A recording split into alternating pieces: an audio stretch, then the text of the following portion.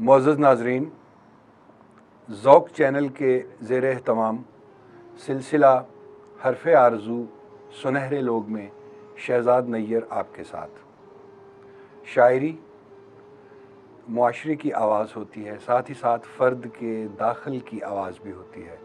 जब इन दोनों आवाज़ों का संगम होता है तो उस वक्त समाज ख़ुद को आईने में भी देखता है और इंसान अपने जज्बात, अपनी ख्वाहिशात और अपनी तमन्नाओं का लफ्ज़ों में इजहार भी करता है, जिससे उम्दा और दिलकश शायरी वजूद में आती है। आज इस प्रोग्राम में हमारे साथ ऐसी ही कोमल जज्बों की एक शायरा मौजूद हैं। उनका नाम है साइमा आफ्ताब। आइए उनसे कुछ बातें करते हैं। अस्सलाम वालेकुम साइमा साहब। अस्सलाम वालेकुम। सबसे पहले मैं ज़ौक़ चैनल की जानिब से आपको खुशामदीद कहता हूँ। बहुत शुक्रिया। आपका शुक्रिया कि आप तशरीफ़ लाईं। ये बताइए कि आपको पहली बार कब पता चला कि आपके अंदर एक शायरा सांस लेती है?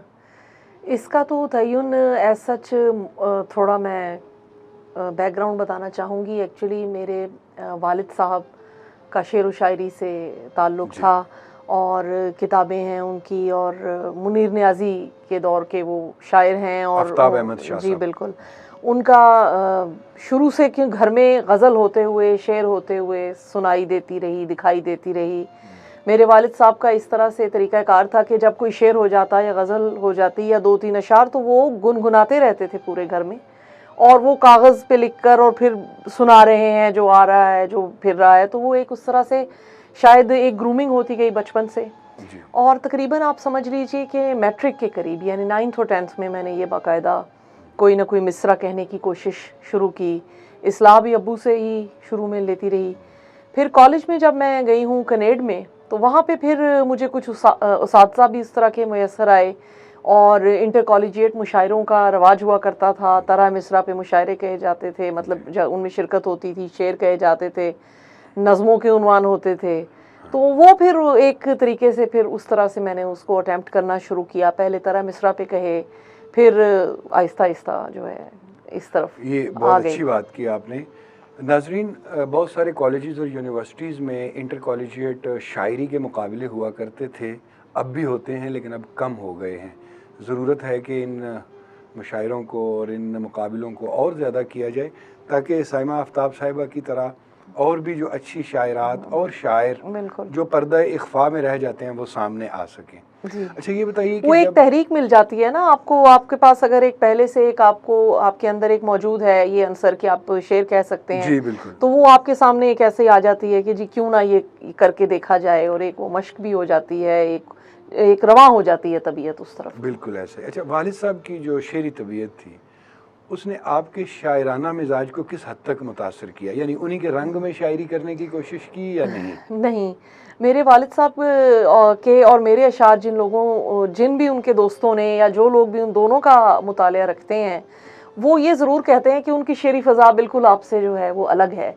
यानी मेरी शेरी फ़ज़ा एक नसाई भी है, उसमें मेरे अपने ज़ाती तजर्बात, हालात, ऑब्ज़र्वेशंस, उनका दखल है।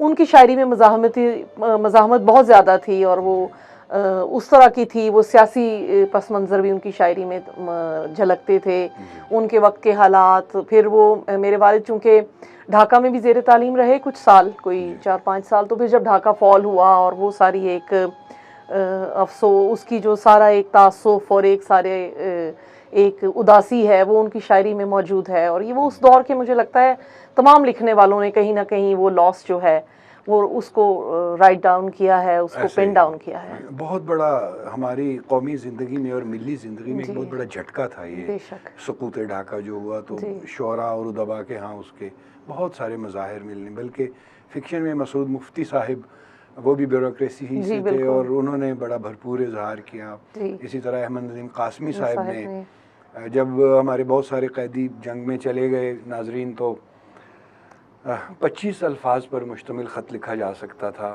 कैदियों को, और बहुत सारे शुअरा ने इस यकजहती के लिए 25 अल्फाज पर मुश्तमिल नज़में लिखी।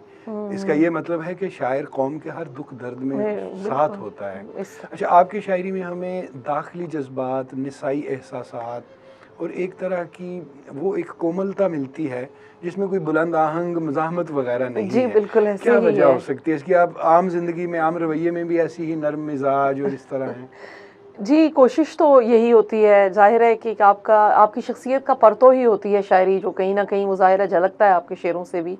तो मेरी जो हुस्न इख़लाक़ है या नरम गोई है, वो उसको मैं बहुत अच्छे औसाफ़ में शुमार करती हूँ और कोशिश करती हूँ कि उनका दामन जो है मैं ना छोड़ूँ, और वो मेरी एक शख्सियत का काफ़ी हद तक हिस्सा आप उसको करार दे सकते हैं। बहुत बहुत खूबसूरत बात की। शायरी का एक काम ये भी है कि वो माशरे में नरमी और कुशादगी पैदा करे, बिल्कुल, और बिल्कुल। अगर शायर आपकी तरह ख़ुद भी अपने मिजाज में, अपने रवैये में नरम रू और कुशादा रो होगा तो जी। उससे भी बहुत अच्छा। कुछ लेकिन सुनाइए। अंदर से मैं हूँ मज़ाहमती काफ़ी। अच्छा। मसलन वो शायद शायरी तक नहीं पहुँच पाया, लेकिन कहीं-कहीं वो नज़र आ जाती है झलक ठीक, उसकी। हम मज़ाहमत पे भी बातें करेंगे। जी। मैं नाज़रीन को ये बताना चाहता हूँ कि इनका मजमूआ कलाम, जिसका और ये पहली बार ज़ौक़ चैनल के ज़रिए ये बात जी। नाज़रीन तक पहुँच रही है कि इनका मजमूआ कलाम ज़ेर तबाह है, जल्द ही वो शाया होगा, और उसका नाम है उदासी मुस्कुराती है। जी। अब उदासी एक अलग फीलिंग है, एक कैफियत है, और मुस्कुराना एक अलग फीलिंग है, और हम चाहेंगे कि आप यही गज़ल सुना दें जिसकी रदीफ़ है उदासी मुस्कुराती। जी, ज़रूर मैं पेश करूँगी। ये मेरी लेटेस्ट गज़लों में तो नहीं है, कुछ इससे कोई कुछ अरसा कबल 4-5 साल पुरानी गज़लों में जी। एक गज़ल है। अकेली शाम में अक्सर उदासी मुस्कुराती है, आहा, वाह! मुझे मिलकर बचश्मे तर उदासी मुस्कुराती उदासी है। मुस्कुराती क्या है। कहने, क्या कहने। सुलगती बारिशों में लॉन में आकर टहलती है, सुलगती बारिशों में लॉन में आकर टहलती है। सुलगती बारिशों में लॉन में आकर टहलती है, सुहानी चांदनी शब पर उदासी मुस्कुराती है। वाह, क्या बात है। ये इस्तकबाल करती है सभी खुशकुन ज़मानों का, बहुत अच्छा मिसरा है, वाह वाह। ये इस्तकबाल करती है सभी खुशकुन ज़मानों का, दरो दीवार से लगकर उदासी मुस्कुराती है। क्या कहने, वाह वाह वाह वाह वाह। तुम आए थे यही काफ़ी दिलासा दिल को रहता है, तुम आए थे यही काफ़ी दिलासा दिल को रहता है। तुम आए थे यही काफ़ी दिलासा दिल को रहता है, तुम्हारी याद में दिलबर उदासी मुस्कुराती है। क्या बात है, क्या कहने। आखिरी मिसरे में उस वक्त मैं रदीफ अपना तखल्लुस इस्तेमाल करती रही। मैं फरदा जब बहुत रंजूर और मायूस हो जाऊं, मैं फरदा जब बहुत रंजूर और मायूस हो जाऊं, मेरे कांधे पे रख के सर उदासी मुस्कुराती है। अकेली शाम में अक्सर उदासी मुस्कुराती है, मुझे मिलकर बचश्मे तर उदासी मुस्कुराती है। दो मुतज़ाद एक तरह से कैफियत को आपने जिस तरह एक रदीफ़ में बांधा है, बहुत खूबसूरत है। मेरा ख़्याल है कि बाज़ औक़ात इंसान एक ही वक्त में दो मुख्तलिफ़ व मुतखालिफ़ कैफियत का शिकार भी हो जाता है कई बार। बहुत खूबसूरत। अच्छा, हम चाहेंगे कि थोड़ा सा आपकी तालीम, सिलसिला मुलाज़मत, और फिर तालीम के सिलसिले में जहाँ जहाँ आपने पढ़ाई की, क्या कोई मुश्किलात आईं, क्योंकि हमारी जो ज़ाती ज़िंदगी है उसका अक्स लाज़मी तौर पर हमारे कलाम में भी होता है। बेशक। मेरी तालीम का सिलसिला इस तरह से चलता रहा कि वालिद चूँकि वो भी सिविल सर्विसेज में थे, तो जहाँ जहाँ उनका तबादला होता था, वो अच्छे ज़माने थे कि उस वक़्त बच्चे साथ साथ मूव करते थे अपनी फैमिलीज़ के। तो डीजी खान में, मुल्तान में, बहावलपुर में, और जब मैट्रिक का वक्त आया तो मैं लाहौर में थी। यहाँ पे गिरजा चौक पे एक कैथेड्रल है कैंट में, वहाँ से मैंने मैट्रिक किया। मैट्रिक मैंने साइंसेस में किया क्योंकि तब तक मेरा ऐसा ही जहन था कि शायद कोई वही जो डॉक्टर और इंजीनियर और इस किस्म के एक जहन नशीन होती है बात कि यही बनना है। अगरचे स्कूल में मेरी सेकंड पोजीशन थी और बहुत अच्छे मार्क्स थे, लेकिन उस वक़्त ही मैंने इरादा तर्क कर दिया डॉक्टरी का और मैं जर्नल साइंसेस की तरफ मैंने अपना रुख कर लिया। मैथ्स, स्टैटिस्टिक्स और इकोनॉमिक्स के सब्जेक्ट्स के साथ फिर मैंने कनेड से बीएससी किया। उसके बाद मैंने सीएसएस अटेम्प्ट कर लिया क्योंकि इरादा यही मैट्रिक के बाद चेंज किया था कि अब मैं सिविल सर्विसेज में आने की कोशिश करूँगी। तो जब सिविल सर्विसेज के एग्ज़ाम्स दिए तो उसके बाद जाहिर है मेरी फिर पहली दफ़ा में ही एलोकेशन हो गई कस्टम्स ग्रुप में। कस्टम्स ग्रुप मेरी पहली चॉइस भी था और उसी में मुझे जो है एलोकेशन मिल गई। तो बस फिर वहीं से ही मुलाजमत का सिलसिला शुरू हो गया। ये 1999 की बात है कि हमारी सिविल सर्विसेज एकेडमी शुरू हुई और हमारी वो तरबियत जो कॉमन ट्रेनिंग जिसको कहते हैं, और उसके बाद स्पेशलाइज्ड ट्रेनिंग कराची में हुई। और 2020 से अब आप समझ लीजिए कि मैं कस्टम्स में हूँ।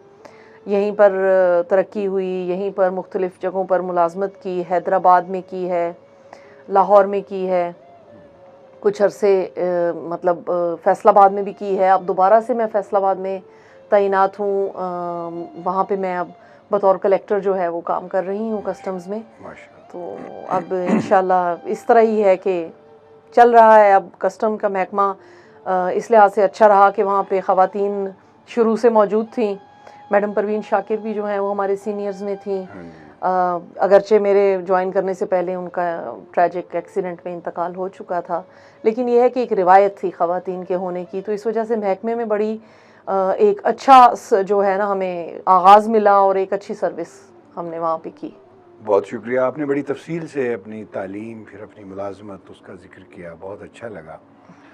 अभी आपसे हम ये पूछना चाहेंगे ब्रेक के बाद, बड़ी ख़ास बात, एक मारूफ शायर का शेर भी है कि दोस्तों के हल्के में हम वो कज मुकद्दर हैं जी, अफसरों में शायर हैं, शायरों में अफसर हैं। तो शायरी और अफसरी आप माशाल्लाह कलेक्टर के ओहदे पर फाइज हैं और उसकी अपनी रिक्वायरमेंट्स हैं। जी बिल्कुल। तो क्या इन दोनों को किस तरह आप साथ लेकर चलती हैं? खुशामदीद कहते हैं आपको नाजरीन।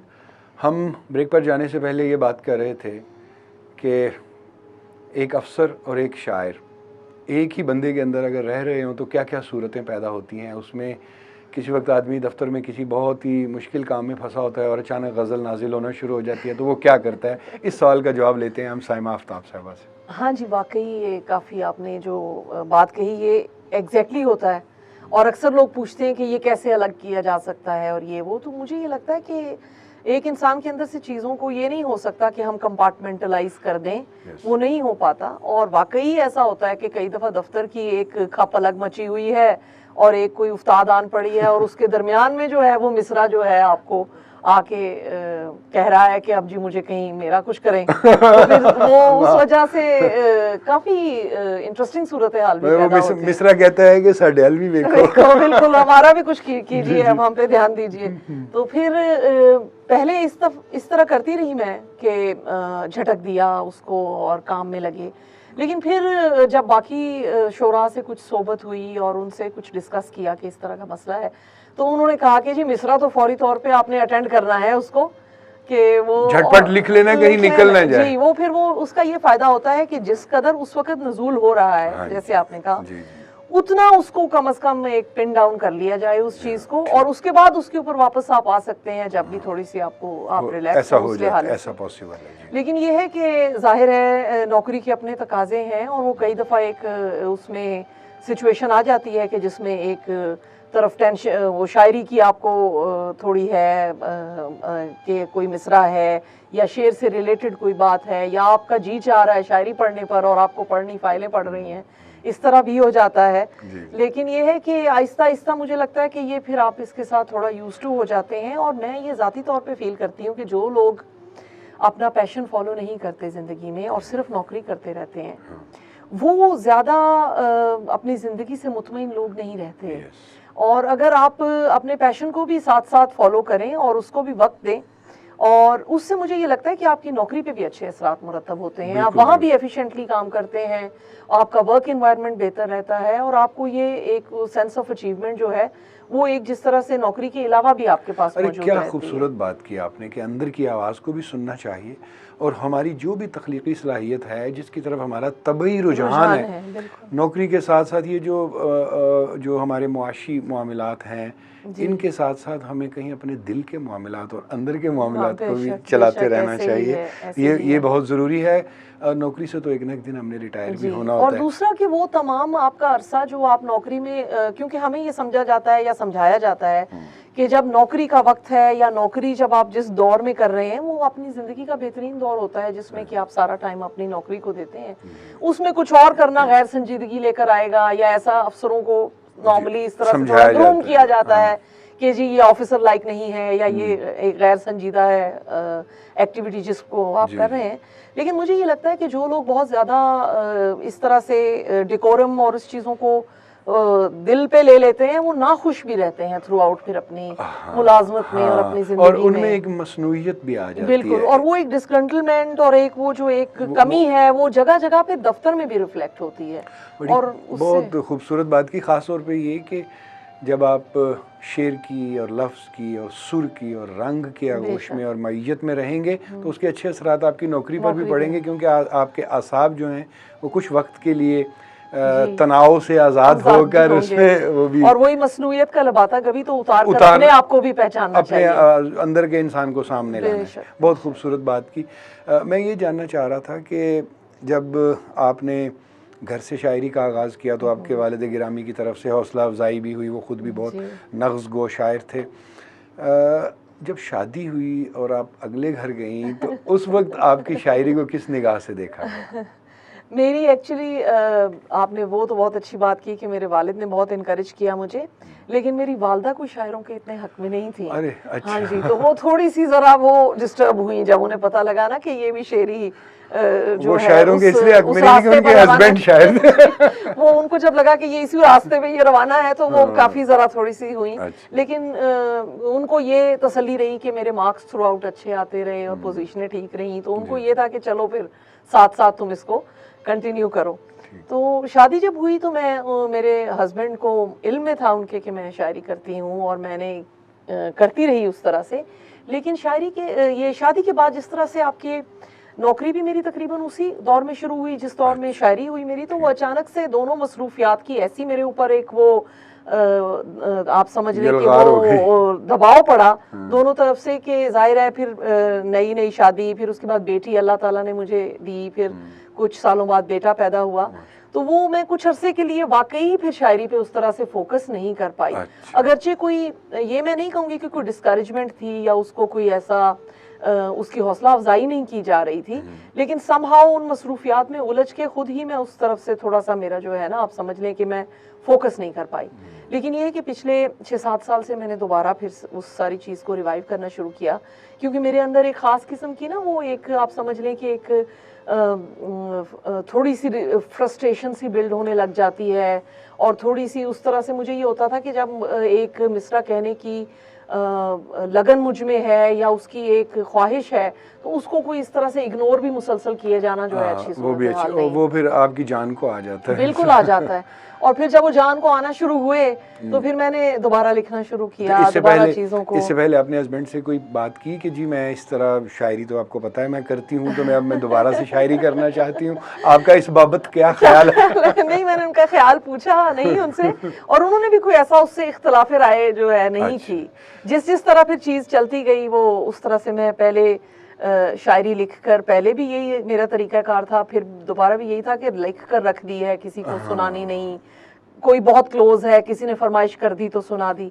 लेकिन फिर लोगों ने मुझे बहुत ज़्यादा हौसला भी दिया, जिन लोगों ने सुना उन्होंने मुझे बहुत इनकरेज किया कि आप इसको फेसबुक पे डालें, आप इसको कहीं करें। फिर कुछ दोस्तों ने मुशायरों में बुलाना शुरू कर दिया, तो इस तरह से ना एक नेचुरल फ्लो में वो चीज़ दोबारा वापस आती गई, और मुझे फैमिली की तरफ से कोई ऐसा प्रॉब्लम फिर पेश नहीं आया कि वो फिर आराम से सफर तय हो गया। मेरे ख्याल है उसकी वजह ये होगी कि आपके हस्बैंड भी आला तालीम याफ्ता हैं और आप ही की तरह वो सिविल सर्विस में हैं, और मेरा ख्याल है वो महकमा पुलिस से वाबस्ता हैं, उसके आला अफसर हैं। लेकिन बाज़ सूरतों में ख़वातीन को मसाइल का भी सामना करना पड़ता है। सारा शगुफ्ता की तरह लिख कर छुपाना पड़ता है, और किसी दोस्त की तरफ रखवा देना पड़ता है कि किसी की निगाह ना पड़ जाए, डायरियाँ छुपानी पड़ती हैं। खैर वो ज़माना थोड़ा सा बदला है, लेकिन अच्छा एक बड़ा दिलचस्प सवाल मेरे जहन में आया है कि परवीन शाकिर हमारी बहुत बड़ी मकबूल मारूफ मयारी शायरा, और वो भी कस्टम में थी। अच्छा आप भी कस्टम में हैं, कोई ममासलत महसूस होती है शेरी अंदाज में या ज़िंदगी के अंदाज में? नहीं, ऐसी कोई मुमासलत मुझे ज़ाती तौर पे महसूस नहीं होती, लेकिन कस्टम के कुछ ऐसे अफराद जिनसे मेरी मुलाकात हुई, जिन्होंने मैडम परवीन को सुना हुआ था या उनके साथ काम किया हुआ था या उन्हें जानते थे, उनमें से कुछ लोगों ने कभी कभी मुझे आकर कहा ज़रूर है कि हमें ऐसे लगता है कि जैसे कोई रिजेम्बलेंस है, हमें ऐसे लगता है कि जैसे आपका ये अंदाज उनसे मिलता है। और एक बार फिर परवीन शाकिर हमारे दफ्तर में आ गई या हमारे कस्टम डिपार्टमेंट में आ गई। बल्कि आप बड़ी खुशी हुई है देखकर भी कि फरीहा नकवी बहुत अच्छी शायरा जो हैं, जी, वो भी अब कस्टम्स में हाँ जी, आ गई हैं और भी अपनी स्पेशलाइज्ड ट्रेनिंग कर रही हैं, तो वो बड़ी उनको देखकर भी खुशी होती है कि ये एक रिवायत चल रही है शायरात की कस्टम। ये बड़ी खूबसूरत बात है और इसी रिवायत को आगे चलाते हुए ज़रा अपनी गज़ल सुनाएगी। जी जी, मैं आपको हाँ जी, छोटी बहर की ये गज़ल ज़रूर इरशाद कीजिए। रायगानी की मद में रहना पड़ा, रायगानी की मद में रहना पड़ा, वाह वाह, नागहानी की जद में रहना पड़ा। वाह वाह वाह, क्या कहने। बाग़े जन्नत में सब बराबर थे, बाग़े जन्नत में सब बराबर थे, पर यहाँ नेको बद में रहना पड़ा। भाई क्या कहने, बहुत ही अच्छा सवाल उठाया है। बहुत शुक्रिया। अव्वलन टूट कर मोहब्बत की, अव्वलन टूट कर मोहब्बत की, फिर मुझे अपनी हद में रहना पड़ा। वाह वाह वाह, अव्वलन टूट कर मोहब्बत, जज्बे की तहजीब का शेर है, क्या कहने। फिर मुझे अपनी हद में रहना पड़ा, इस ताल्लुक का नाम क्या रखूं, एक खुशी एक हसद में रहना पड़ा। भाई वाह, इस ताल्लुक का नाम क्या रखूं, एक खुशी एक खुशी एक हसद में रहना पड़ा।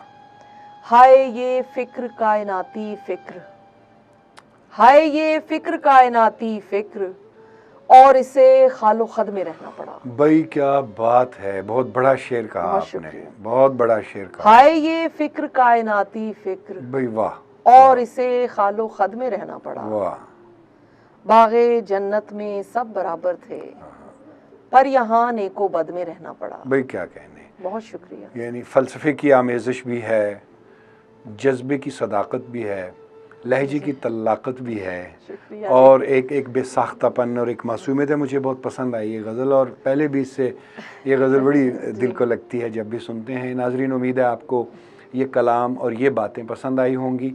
इन्हीं बातों को आगे बढ़ाएंगे एक वक्फ़े के बाद। खुशामदीद नाज़रीन, हम बात कर रहे हैं साइमा आफ्ताब साहिबा से, और ये इसका अगला पार्ट है। इसमें हम आपसे ये जानना चाहेंगे कि एक शायरा और एक आम खातून, जो वर्किंग लेडी भी हो सकती है, जो हाउस वाइफ भी हो सकती है, उसमें क्या फ़र्क नज़र आना चाहिए दूसरे बंदों को। यानी एक शायरा किस तरह मुख्तलिफ होती है किसी भी दूसरी खातून से। इस पे पहले तो मैं आपको अपने दो शेर ही सुनाती हूँ। ज़रूर सुनाइए। थोड़ा वो इस सब्जेक्ट को कवर करते हैं। सुरूरो रक्सो मस्ती मैं नहीं हूँ, सुरूरो रक्सो मस्ती मैं नहीं हूँ, मुकम्मल घर घरस्ती मैं नहीं हूँ। वाह, वही सदियों पुरानी आम औरत, वही सदियों पुरानी आम औरत, अनोखा राज़े हस्ती मैं नहीं हूँ। सो आम औरत और शायरा में इस तरह से तो तफरीक किसी ख़ास तनाज़र से तो मैं नहीं कर पाऊँगी। एक शायरा ज़ाहिर है कि एक औरत भी होती है, और जो एक औरत होने के नाते से उसको एक्सपीरियंसेस या फीलिंग्स या इमोशंस उसके होते हैं, वो एक शायरा में भी उस तरह से मौजूद होते हैं। अगरचे वो किसी शिद्दत के ज़रा मतलब ज़्यादा शदीद लेवल पे जाकर हो सकते हैं, या वो उसमें एक ये फ़र्क है कि वो उसको एक्सप्रेस कर सकती है। एक आम औरत हो सकता है उस तरह से उसको एक शेर का, एक नज़्म का, एक मिसरे का, एक गज़ल का रूप ना दे सके। आम औरत नहीं दे सकती, शायरा दे सकती है। दूसरा, शायरा के मुझे लगता है कि शायरा होना या अपने आप को शायरा कहना बेसिकली शेर कहने की ही एक क्वालिटी है जिससे कोई अपने आप को कहता है ये। लेकिन ये सिर्फ शेर कहने का मसला नहीं है, ये एक पूरी तहजीब को, एक पूरे रवैये को, एक पूरी फजा को लेकर यही मैं चलने का पूछना चाह मसला रहा था, रवैये में क्या वो तब्दीलियां हों जिन्हें दूसरा बंदा फौरन नोट कर ले कि यार ये शायरा है, ये ऐसी नहीं, सख्त नहीं हो सकती, जी या बिल्कुल, मेरा ख्याल है कि ज्यादती आप नहीं कर सकती। जी वही एक नर्म दिली, हाँ एक जी, सेंसिटिव होने की, एक यस, ऊपर की स्टेज पे होना, हाँ, फिर मेरा ये ख्याल है कि एक उस तरह से नफासत आपके अंदर मौजूद होना, एक आपके अंदर ग्रेस मौजूद होना, एस्थेटिक, ये सब चीज़ें, और फिर जमालियात का उस तरीके से आपको एक ज़ौक होना और एक उसकी अप्रिसिएशन का नज़र आना आपकी ज़िंदगी में, बिल्कुल वो बहुत ज़रूरी है कि और इस ज़ौक तरह तो से। इसलिए भी ज़रूरी है कि हमारे चैनल का नाम ही ज़ौक जी है। बिल्कुल बिल्कुल, ऐसे ही ऐसे ही। ज़ौक, मसलन कि अब दफ्तर में भी अगर आपको एक परिंदे की आवाज़ आ रही है तो वो आपको जाहिर है कि एक और दुनिया में ले जा सकती है, with in a split second आपको कहीं पहुंचाती है, जी, या आपके लिए वो एक मसरूरियत का और सुरूर का बायस उस वक्त उस लेवल पे बन रही है जो कि शायद एक आम आदमी नोटिस भी नहीं कर रहा कि पीछे एक बैकग्राउंड में बर्ड की आवाज आ रही है, बहुत या ये दरख्त खूबसूरत, किस तरह लहलहा रहा है, या वो सामने पहाड़ नजर आ गया है, या पानी की गिरने की कहीं से आवाज कुव्वत आ रही मुशाहिदा है। तेज़ होती जी है, बेशक लोग बेशक। हम पता नहीं क्यों साइमा साहब, जब बतौर शायर मैं सोचता हूँ, देखता हूँ, मुझे लगता है कि अगर लोग बाज़ौक़ हो जाएं, ज़ौक़ जी टीवी की भी यही कोशिश है कि लोग जी बाज़ौक़ हो जाएं, जी अगर लोग बाज़ौक़ हो जाएं, उनका जो मज़ाक़ शेरी है, उनका जो ज़िंदगी गुजारने का ढंग है, वो इस अंदाज में तरतीब पा जाएं, तो शायद इख्तलाफ और लड़ाइयाँ और कड़वापन और कड़वाहट और लहजों की तलखी वो ज़रा बिल्कुल, कम हो जाए, बेशक शायद बेशक समाज में कुछ नरम हवाएं चलें, चलें, एक दूसरे को समझने की कोशिश हो, या कम से कम ये है कि एक कुव्वत बर्दाश्त हो, वो बढ़ एक जाए सलीका हो, जी, जिसका इख्तलाफ का भी तरीका दे हो। बिल्कुल। और हाँ, जो मुझे ये लगता है कि मुझे अपने ज़ाती तौर पे बतौर शायरा ये जो आपने बात की रवैयों की बदनुमाई और बदतमीज़ी और इस किस्म की बदतहज़ीबी जो है, यस, वो बहुत ज़्यादा एक आपके ऊपर नेगेटिव, आपको मुझे उससे बहुत ज़्यादा दिली तकलीफ़ होती है। वाह, शायद एक मुझे लगता है कि आम हम लोग जो अवाम में हैं या जो शेर नहीं कहते, आम लोग उसको उस तरीके से उसको रिएक्ट नहीं करते या उस पे हाँ, उसको शायद फील ना करते हों, लेकिन मुझे ये लगता है कि वो एक बदनुमाई एक ऐसी चीज़ है जो बिल्कुल ही मेरी बर्दाश्त से अब तकरीबन जो है देखिए ना वो ये एक बाहर हो गई सच्ची है। शायरा का एक बेसाख्ता इजहार है जो आपने किया, जी कि एक शायर जो अपने जज्बों में खालिस है, अपने महसूसात को किरतास पर उतारता है, जी वो फिर रवैयों की बदनुमाई कैसे बर्दाश्त कर बिल्कुल, वो सकता है। बहुत ज़्यादा मेरे लिए टैक्सिंग एक काम अच्छा, है। आपने अभी जो अशार सुनाए बड़े दिल को लगे, आपकी क्योंकि उसमें एक मैसेज भी है और ख़ूबसूरती के साथ मैसेज है जी कि सिर्फ घर गृहस्थी नहीं हूँ मैं, जी एक सोचता समझता धड़कता वजूद हूँ। आपकी गज़ल मैंने सुनी थी और उस गज़ल में बड़ी उठान थी और उसका काफ़िया भी उठान ही था, अच्छा वो सुनाइए, और बहुत पसंद आएगी नाजरीन आपको।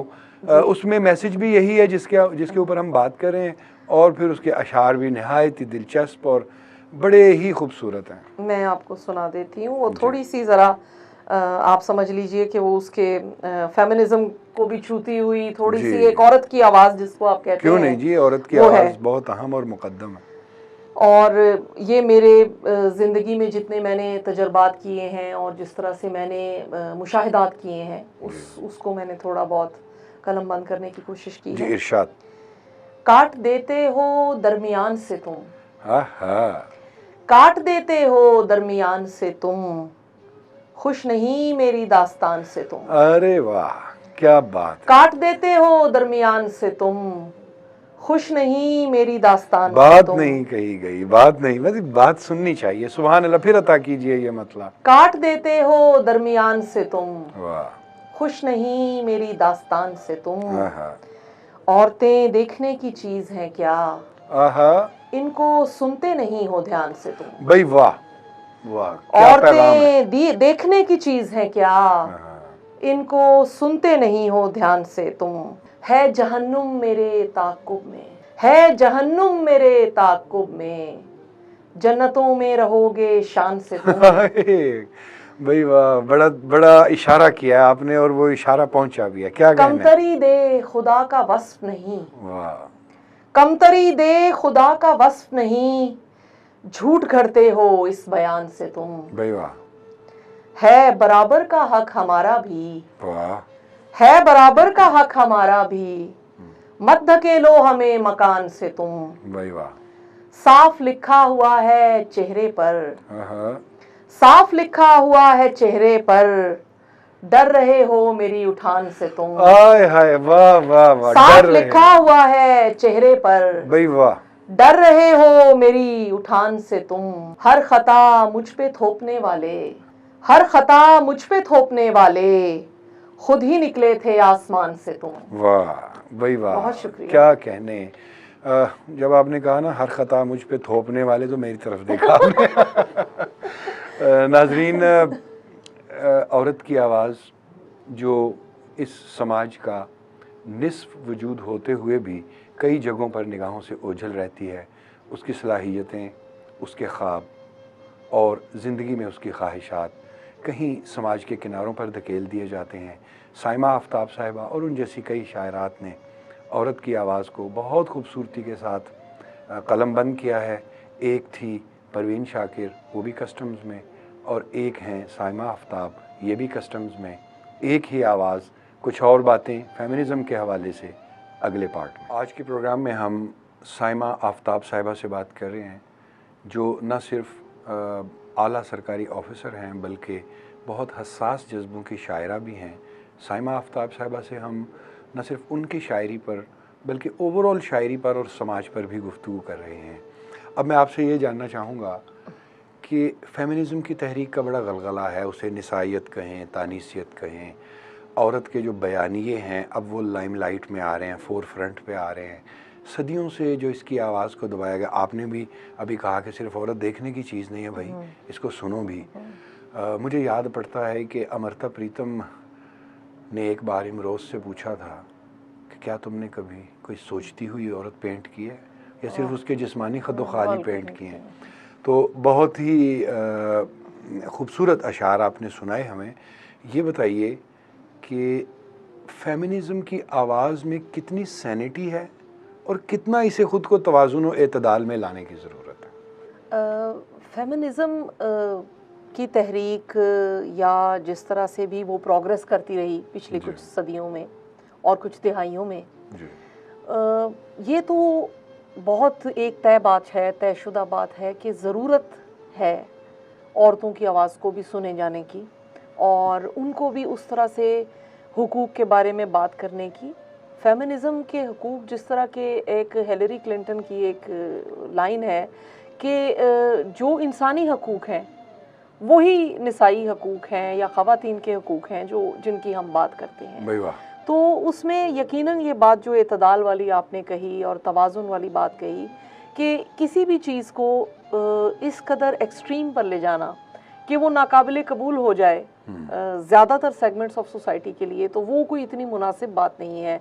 आप बल्कि उसका जो असल ज़मीर है और असल उसका क्रक्स है उसको समहाउ खो देते हैं और वो एक अजीब मुतनाज़े बहस बन जाती है और एक आप ऐसी कंट्रोवर्सी की तरफ उसको धकेल देते हैं कि जहाँ से वो जो चीज़ हम उससे अचीव करना चाह रहे थे, जो हम असल बात अपनी पहुँचाना चाह रहे थे, वो पहुँचाने से रह जाती है। यानी वो एक ऐसा नॉइज़ उसमें क्रिएट कर देती है कि उस शोर में असल जो हमारा मुद्दा है वो दब के रह जाता है। बड़ी खूबसूरत बात की आपने कि अपनी बात को सलीक़े से, दलील से और शाइस्तगी से पहुँचाना वो ज़्यादा ज़रूरी है। लेकिन ये जो औरत मार्च, ज़रा बात बेतकल्फ़ी से, औरत मार्च में हमें कई तरह के रवैये और कई तरह के प्ले कार्ड और पोस्ट नज़र आते हैं।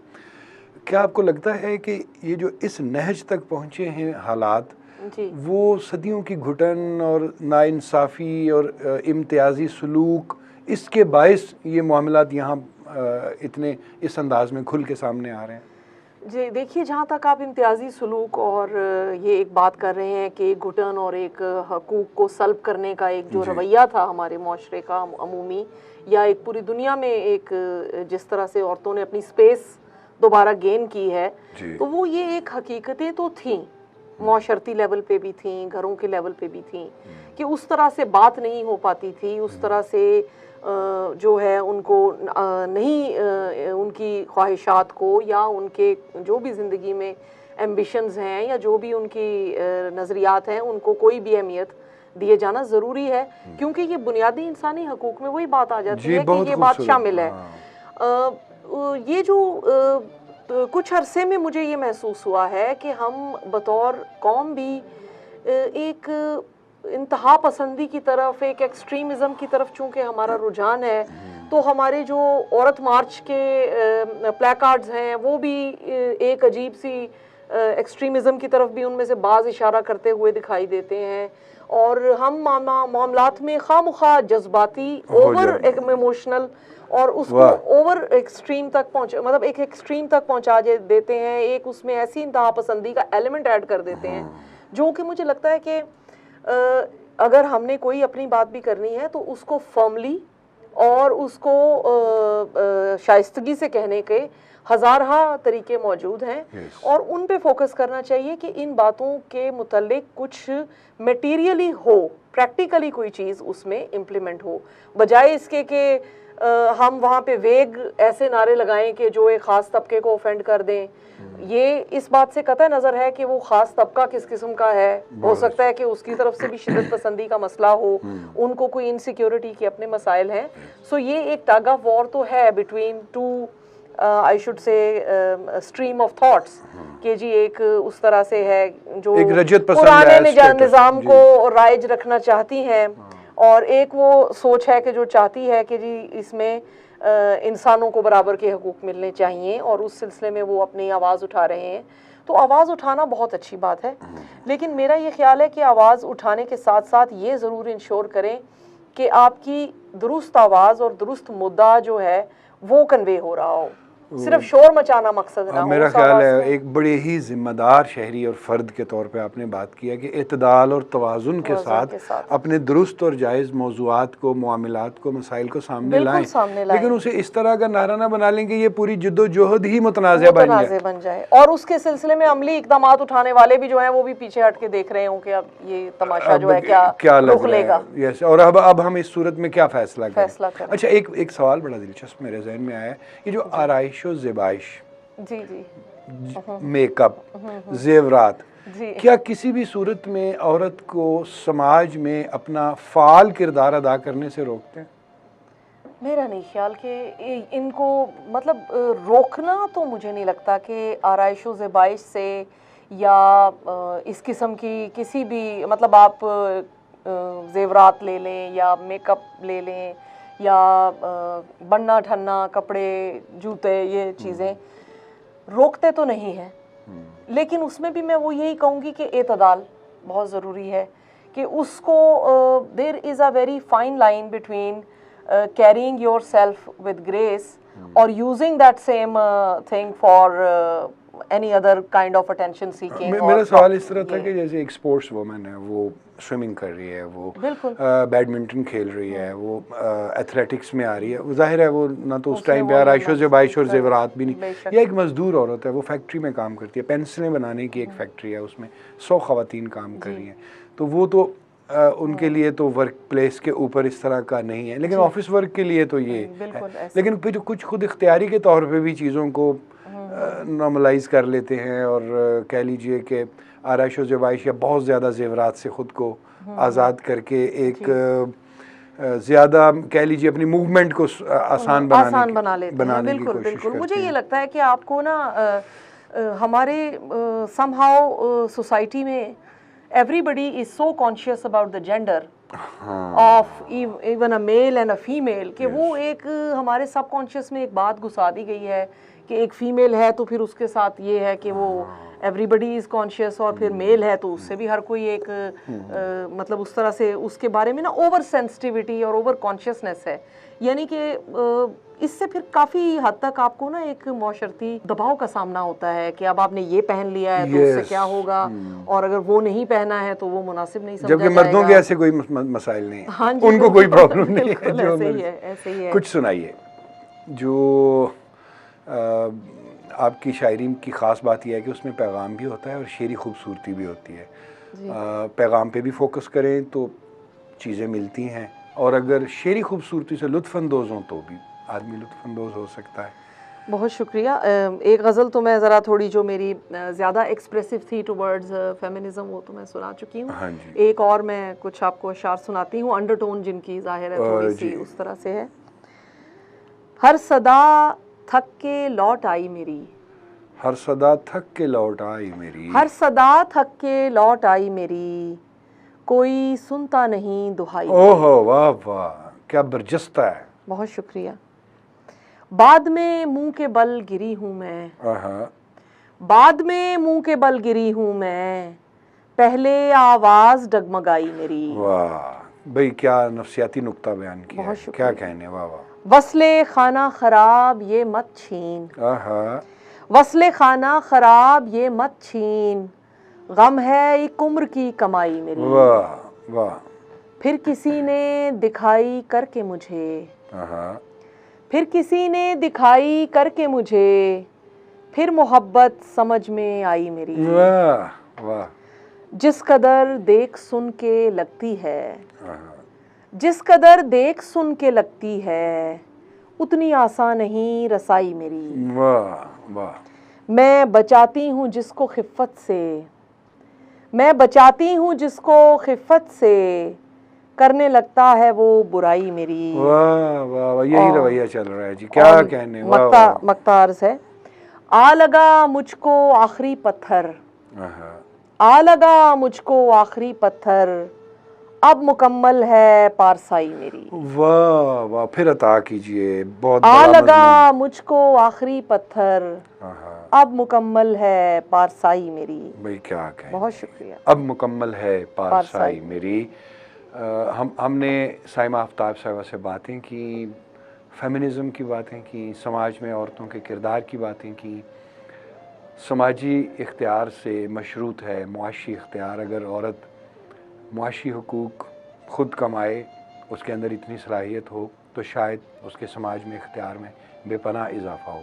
कुछ और बातें करते हैं अगले पार्ट में, और ख़ास तौर पे हम शायरी की मौजूदा सूरत, आजकल के शायरों के हाल अहवाल, और फिर जो सोशल मीडियाई फेसबुकी शायरी का रिवाज चल निकला है, उस पर कुछ दिलचस्प मज़े मज़े की बातें करते हैं अगले पार्ट। बातें हो रही हैं शायरी की, शायरों की, शेरी रवैयों की और समाज की, और हमारे साथ मौजूद हैं साइमा आफ्ताब साहिबा। पिछले पार्ट्स में हमने उनसे उनकी ज़ाती ज़िंदगी, उनकी तालीम, उनके शेरी रवैये और इसके अलावा उनकी जो मुलाजमत का सिलसिला है, सब के बारे में बातें की। और इस हिस्से में हम बात करेंगे शायरी के मौजूदा मंजरनामे की।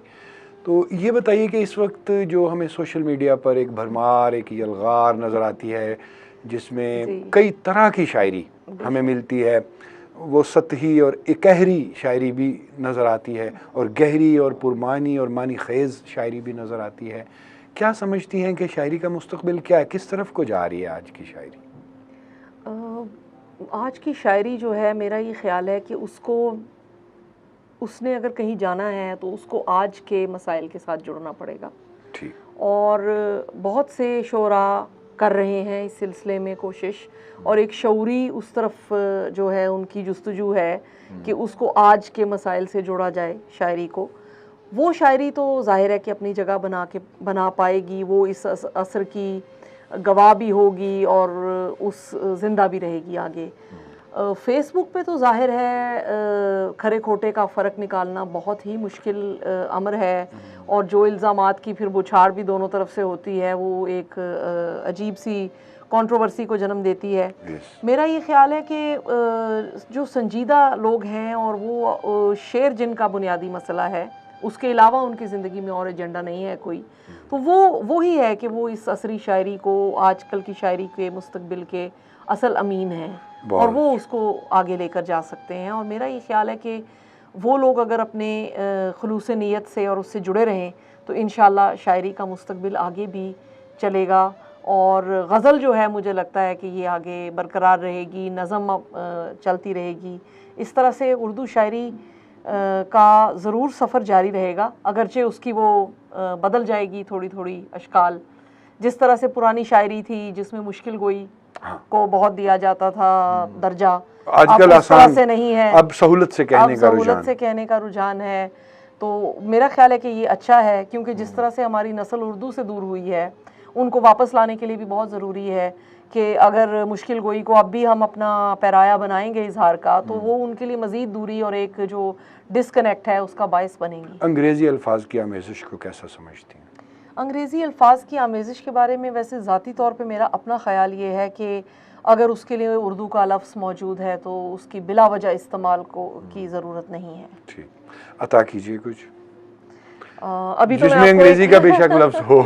अभी थोड़ी देर पहले जो आपने गज़ल सुनाई उसमें लॉन का लफ्ज़ था।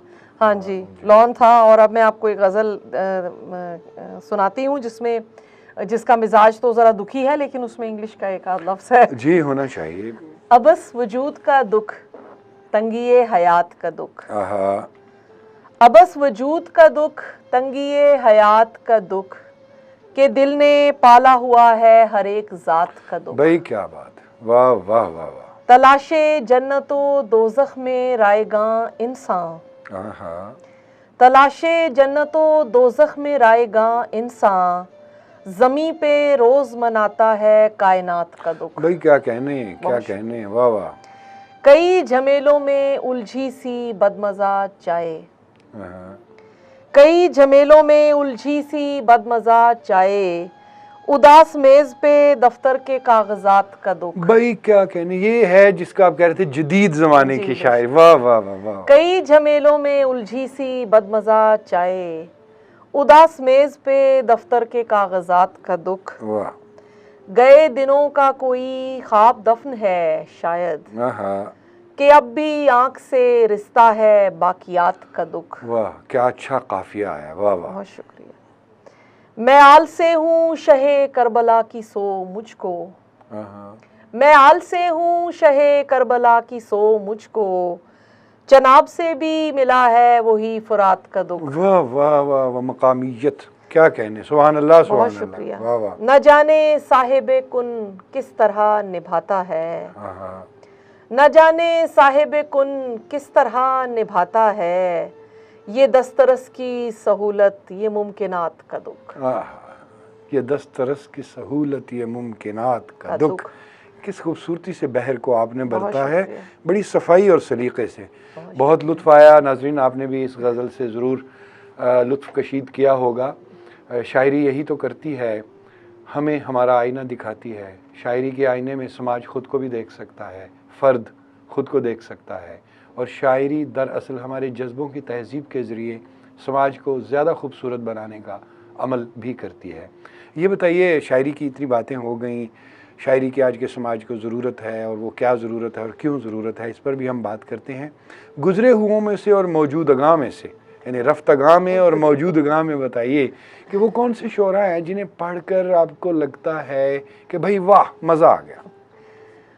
बेशुमार हैं। मैं कहूँगी तो ये कि शायर से ज़्यादा शेर जो है वो मेरे लिए एक उसका दर्जा है कि जी अगर रफ्तगा में से भी किसी का है और उसने एक ज़िंदगी पे मेरे इम्पैक्ट छोड़ा है, एक सोच पे असर छोड़ा है, तो वो शेर काबिल कदर है जिसका भी है।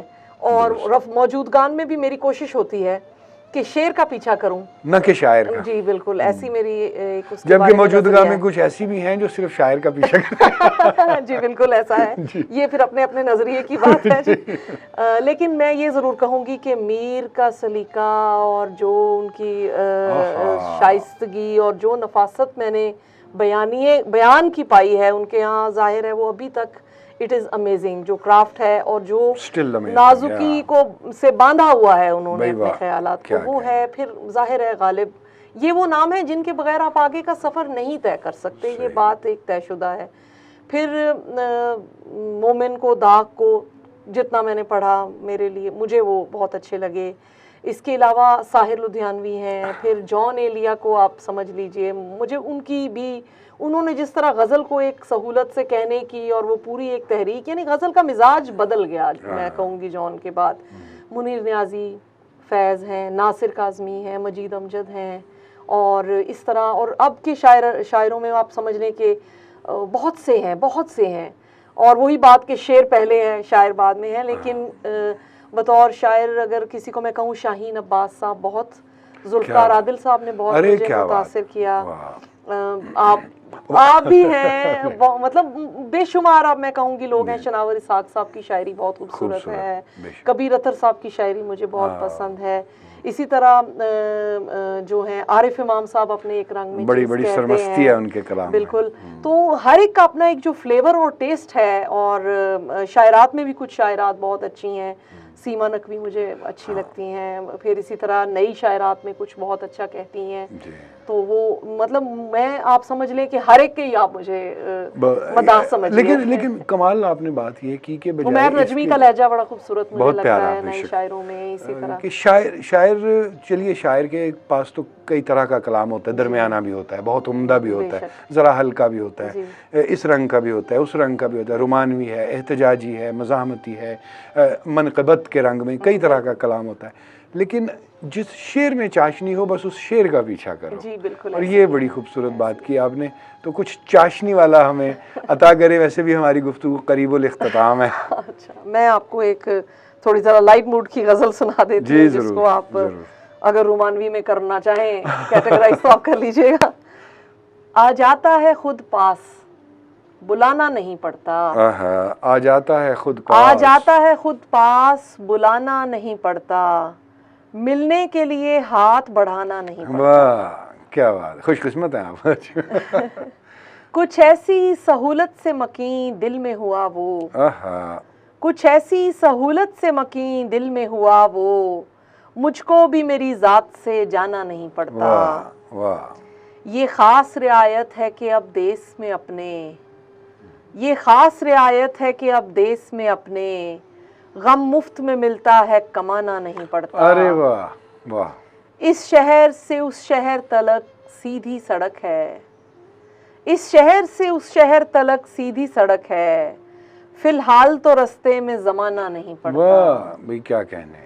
अब लोहा उगाते हैं दरख्तों की जगह हम, अब लोहा उगाते हैं दरख्तों की जगह हम, कोयल को भी अब शोर मचाना नहीं पड़ता।